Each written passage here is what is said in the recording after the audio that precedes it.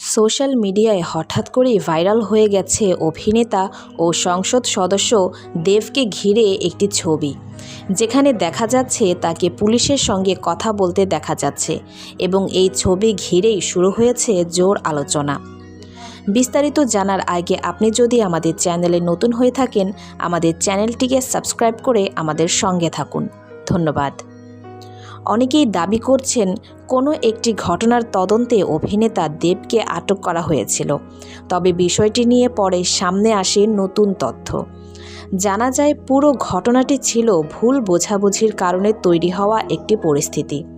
কিছু গুরুত্বপূর্ণ তথ্য জানার জন্য দেবের সঙ্গে কথা বলা হয়েছিল মাত্র। এরপর জিজ্ঞাসাবাদের পরেই তাকে ছেড়ে দেওয়া হয়।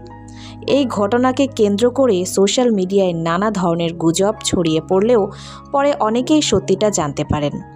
দেবের অনুরাগীরাও বলছেন, যাচাই না করে কোনো খবর বিশ্বাস করা উচিত নয়।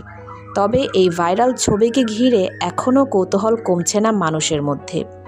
আপনার কি মনে হয়, সোশ্যাল মিডিয়ায় ভাইরাল হওয়া সব খবর কি সত্যি হয়? অবশ্যই কমেন্টে জানাতে পারেন। ধন্যবাদ।